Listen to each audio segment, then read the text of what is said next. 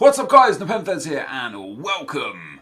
194 Untradable team today is what we're going for. I have built a 194 rated Untradable team on my road to glory. The bench, as you can see here, is full of Untradables. Of course Aguero is Untradable because he is a Player of the Month card.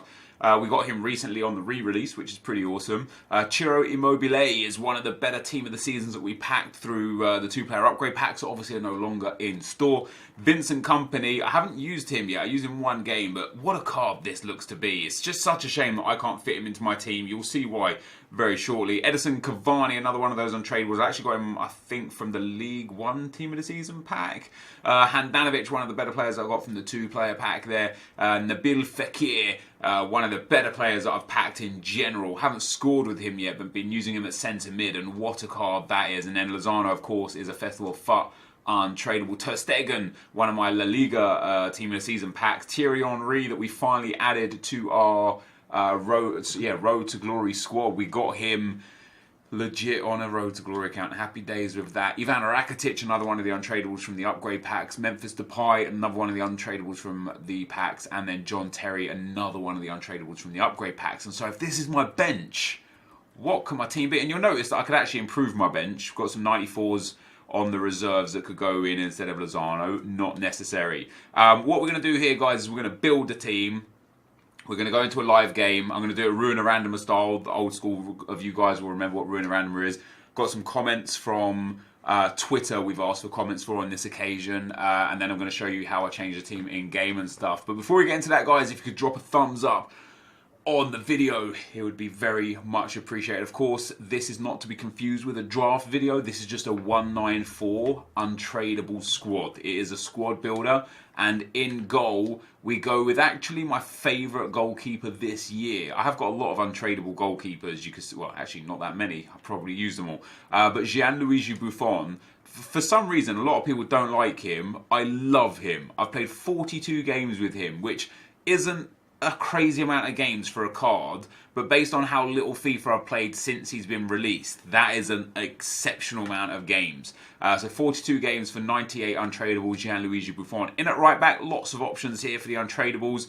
The Futties Versalco is going to be our guy, yet to play with him. So today is going to be my first ever game with him. We've used his second inform and first inform cards and absolutely love those. His in-game stats are remarkable. We've given him an anchor to boost up those physicals, defending and pace. His dribbling and passing is already fantastic. And then in defence, we go with, again, a couple of Untradables, of course. It's a full Untradable squad. Paolo Maldini and Futties Manolas. But I want to give a mention to this guy right here, Delict. 52 games with him. For me personally, I haven't really played with Manolas yet. In fact, this might be my first ever game with Manolas. For me personally, this is the best centre-back I've used all year. I've not really used Rafa Varane's Festival of FUT card much, but for me, this guy is just the best. I don't know what it is about him. He just seems so good. But we've got Manolas here with an Anchor Chem style on as well. This indeed will be my first game with him too. Of course, he's got ridiculous stats. 15 finishing though, so we won't be taking many shots with him. And then in at left back for Untradable. Now, this is probably the guy that I would go with for chemistry. You can see I've already got 23 games with him, but I bought him. So for my Untradable left back, it is going to be Jordan Lukaku. 19 games we've got with him, and another Futties card in the team. 3 of the 5 picks so far are the Futties winners, and of course Lozano on the bench, a Futties winner. This Jordan Lukaku card, very good, 4-star weak foot, high medium, 6'1", beautiful stuff. We've got a shadow on him, not because I necessarily want the pace, because an anchor would get him up to 99, 99 as well, but actually because I want to boost those defensive stats as much as possible. You know, that marking up to, I think, 98, stand tackle 99, slide tackle 99, interceptions 99. It's just worth it for the defensive benefits to give him the shadow chem style. So that is our back line, guys. Lukaku, Manolas, Maldini and Versalco, and into the middle of the park we go. So our first big guy in midfield is Ruud Gullit. Second is going to be Bakayoko, and third is going to be the Untradable. I think I've got him as a CDM, not a centre mid. It's going to be the Untradable Daniele De Rossi. There we go. This is my squad.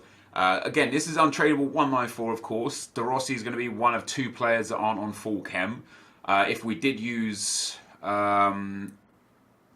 Kolarov at left back, De Rossi would be on 10 chem, and I could actually put Henry at centre mid instead of Ruud Gullit to get the other player on 10 chem as well. Not interested in doing that. As you can see with Ruud Gullit, 252 games.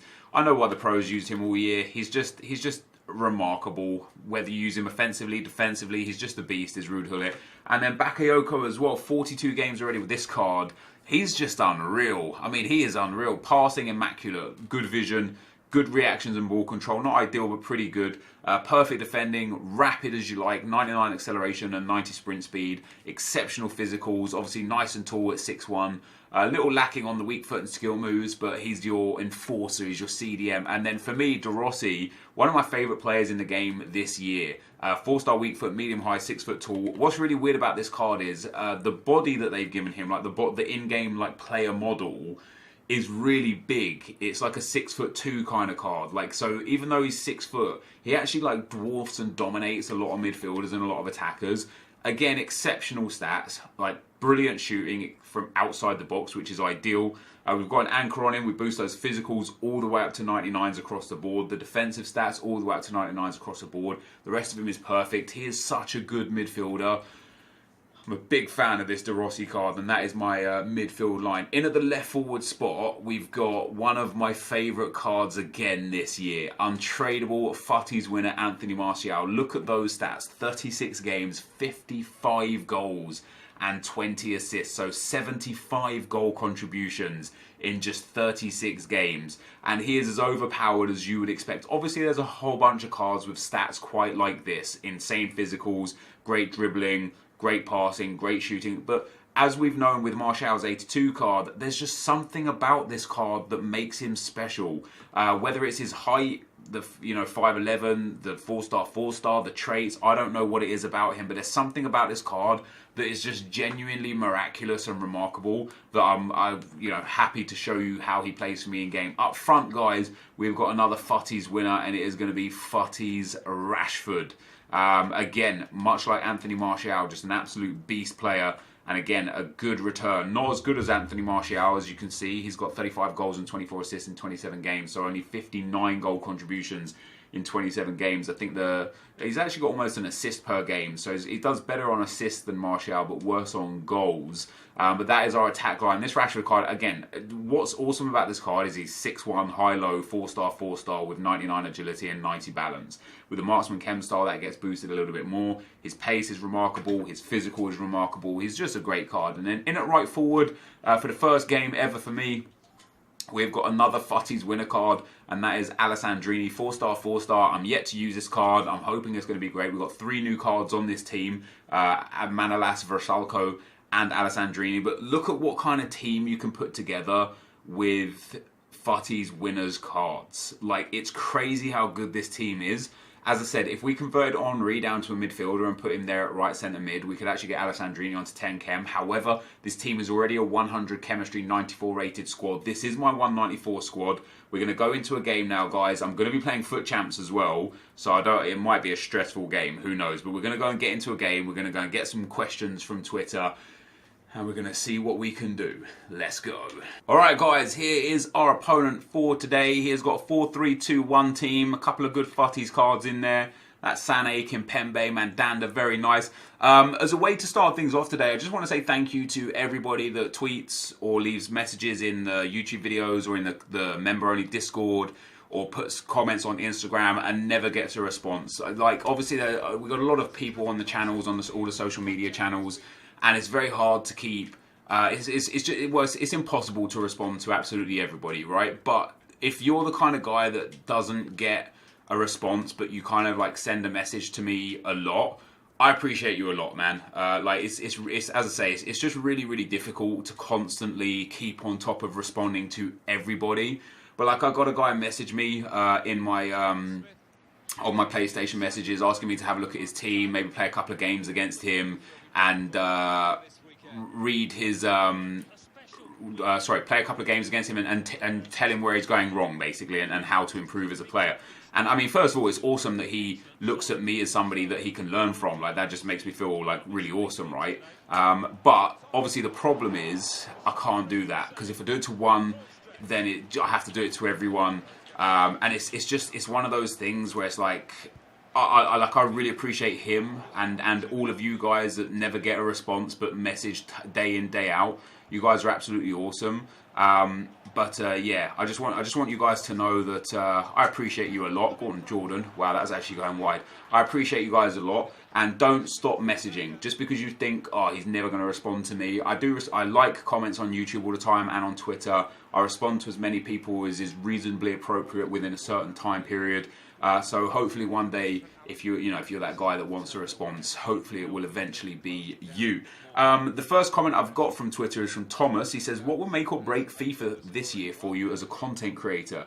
As a content creator, not as a FIFA fan, but as purely a YouTuber, the thing that will make the game for me this year is just lots more live content, right? So, oh, that's a goal. Lots more SBCs.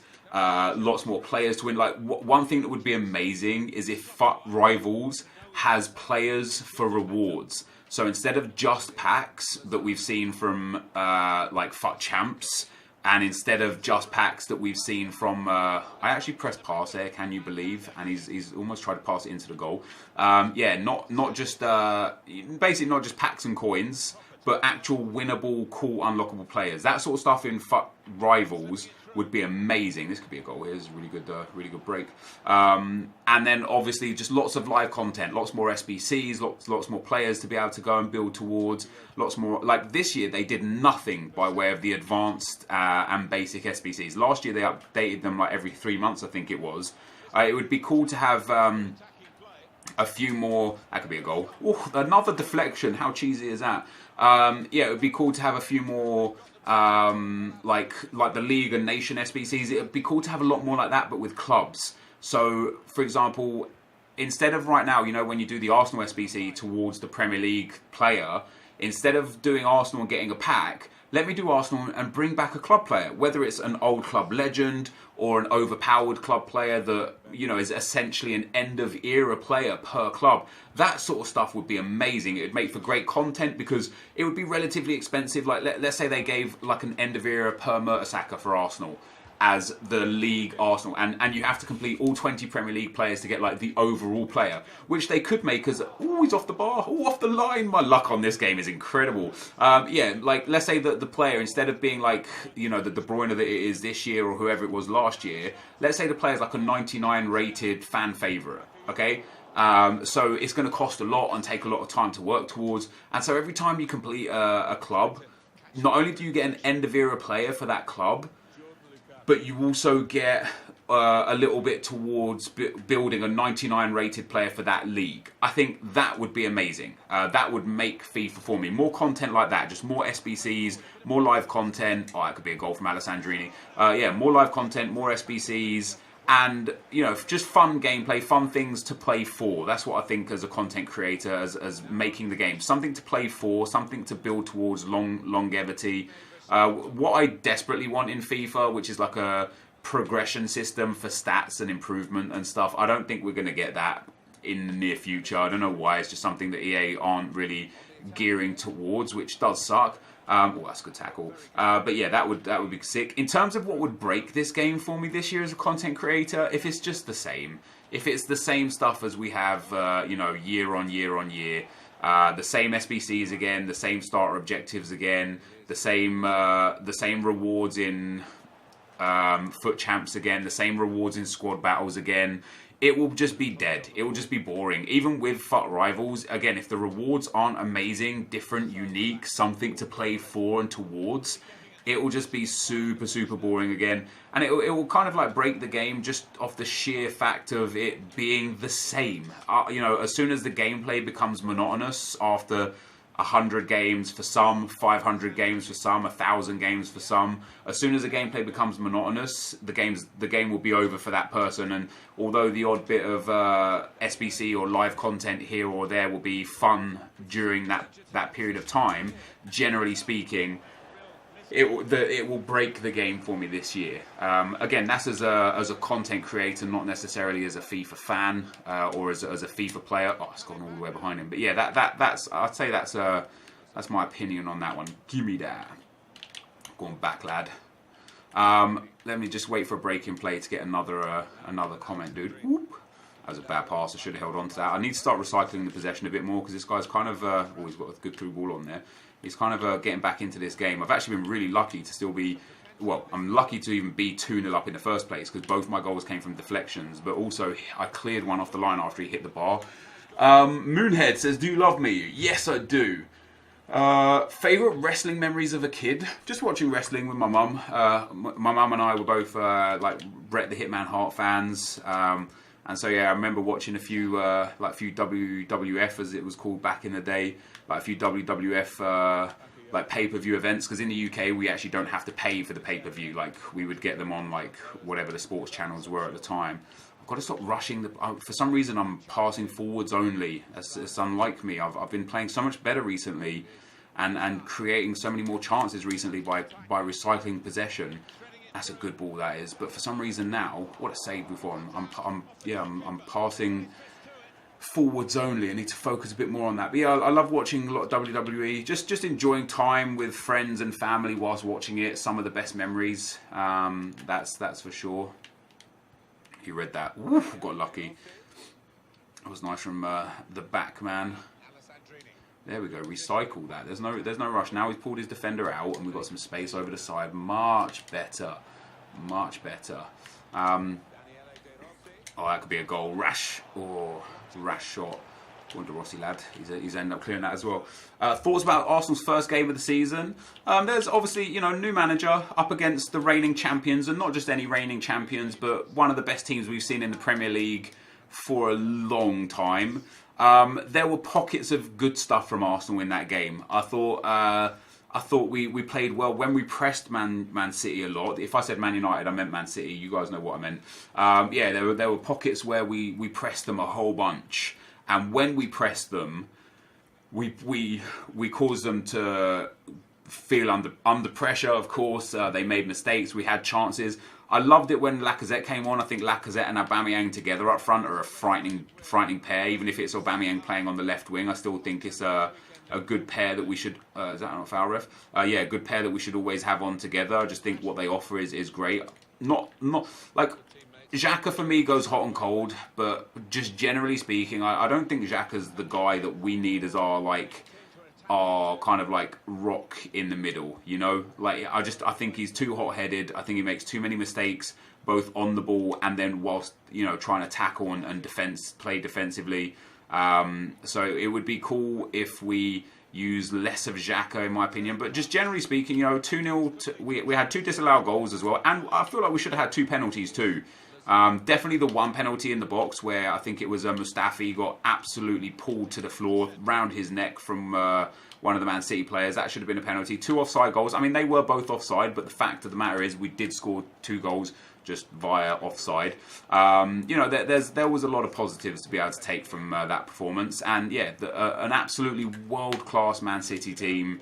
First day of the season, new management, new training regimes, new players in the squad in general.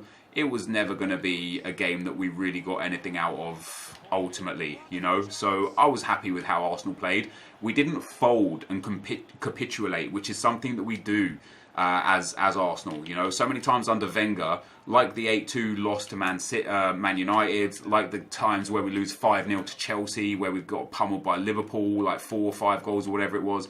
Like, usually the typical Arsenal is we go 1 or 2-0 down against a solid opposition, we fall apart, and we end up getting battered. That didn't happen today. We rallied behind ourselves. We dug ourselves out of a few sticky situations, and we ended up performing quite well. Of course, we lost. What I'm interested to see is how the next sort of like 5 to 10 games goes.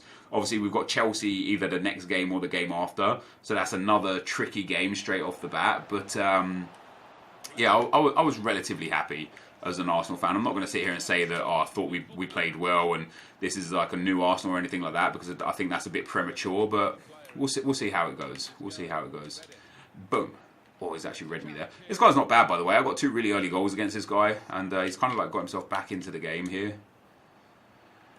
He's got Sané. Oh, I love that Sané card, man. It's a very good card. Next comment is from Hamza. Says, when we get a haircut. When I'm ready, dudes. When I'm good and ready. So it's crazy how many people care more about my appearance than me. Obviously, I'm like, my hair is the way it is because of what I'm trying to do in terms of losing weight. For those of you that don't know, I just made a promise to myself that I will get my hair cut when I get down to a target weight that is acceptable for, you know, a man of my height, 5'11". Once I want to go down to about 100 and, well, about 13 stone or so. So I need to lose about another 10 pounds. Once I lose that 10 pounds, I get my hair cut. In the meantime, I'm not going to get my hair cut because it's almost like a punishment to myself, like to make me remember and remind myself why I'm growing my hair out and why I'm looking like, you know, a homeless man, or as some people put it, an after picture or a before picture of a drug commercial. Like that's been said to me. So yeah, the reason why I look like is because it's in my battle for weight loss, and I actually did really well. I started for those of you that have been following it with me, for those of you that know, I started at like 15 stone, and when I hit 15 stone, which was the heaviest I've ever been in my life, I was like, okay, changes need to happen. This is just unacceptable. Obviously, you know, there's reasons here and there for it. I'm a father of 2 with a newborn. I have a job that requires an incredible amount of time dedicated to it. You know, there's things going on in my real life outside of YouTube and content creation and stuff that are causing some issues and stuff here and there. Ultimately, that is just excuses, though. And so when I hit 15 stone, I was just like, all right, this is time to sort it out. Time to get down to a target weight. So I've gone down from 14 stone, and I'm currently, from 15 stone, I'm currently 13 stone 11 at the moment. I did get down as low as 13 stone 8. And then I went to America for 10 days, and I went back up to like 14 stone 2 after that. And since I've been back from America, which has only been a few weeks, I've gone from 14 stone 2 back down to 13 stone 11. So I've lost another 3 pounds that I put back on, which is great. You know, it's good weight loss right there. But then by the time you're watching this video, probably in about five days time, I'm going to Germany for a week. So I'm probably going to put on a few more pounds again. Which is going to suck. But then when I get back from Germany, there's no excuses again at that point for what a shot. Oof, good save. Yeah, there's no excuses at that point. And I'm not doing, like, I see a lot of people, like, when I talk about this or when I tweet about, like, the weight loss and stuff, I see a lot of people be like, oh, what have you done? Like, how have you lost the weight? What's the secret? Ultimately, there's no real secret, except for what I've been doing. I've just been, like, managing and watching my calorie intake. I've been working out as much as possible. It's not always possible to work out. And for me, like, I prefer, like, essentially, like, working out with weights rather than calorie burning. Like, I don't like weight loss. I don't like doing cardio or anything like that. I love, like, hitting the weights, essentially. So I did start doing a lot of rowing because it's still pretty heavy on all of the muscle groups for you, and it's good for cardio and burning calories. So I did row. I got on the rowing machine for long periods of time for a space of about 6 weeks. I lost a lot of muscle during that time, obviously, because if you're burning calories, you're burning muscle and you're burning fat at the same time, depending on how you manage yourself. But what I did that really just changed everything for me is literally just start managing my calorie intake. Like for me, I burn around 2,200 calories a day if I do nothing. If I wake up and sit in bed for the whole day and do nothing but breathe and watch TV, I will burn around 2,200 calories. So obviously, if I do any daily activities, walking up and down the stairs, or just like creating content, like right now, you wouldn't believe it, but I'm actually burning calories right now because I'm talking, because I'm moving my hands. It's not a huge calorie burning exercise, but it burns calories right now. Walking up and down the stairs, every time I go downstairs, it's 2 flights of stairs. I probably actually get out about 20 to 30 flights of stairs a day minimum, because of I'm on the top floor. So for me, when I want to go and see my kids or get a coffee or go to the door, it's for me to go downstairs, it's 2 flights, upstairs 2 flights, and I probably do that at least 10 times a day. So I'll probably do anywhere from like 40 to 60 flights of stairs a day, which burns a lot of calories. So I probably burn, I would say, around 2,500 calories a day on average, and I just cut my calorie consumption down to about 1,800 calories a day. And by cutting my calorie consumption to about 1,800 calories a day, I'm burning 700 calories a day if I don't exercise. Of course, if I do exercise, I'll burn more, but if I don't exercise, it's 700 calories a day,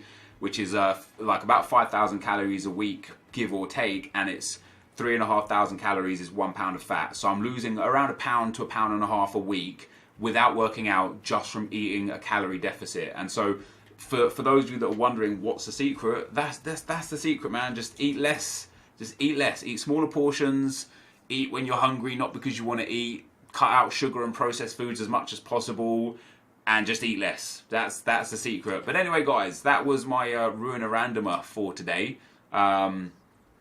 We, of course, won the game there. That guy was pretty decent for what it's worth. He was a good player. That was my 194 squad. If you want to see more of this, leave a like on the video. Let me know in the comment section what kind of squad you'd like to see me play with during the week, during this week and next week whilst I'm at Gamescom. And then it'll obviously be more relevant live content when I get back from Gamescom. But this is going to be the end of the video for today, guys. If you did enjoy it, be sure to leave a like, rating, comment, and subscribe to my channel if you haven't already. But for now, guys, I'm out. Peace.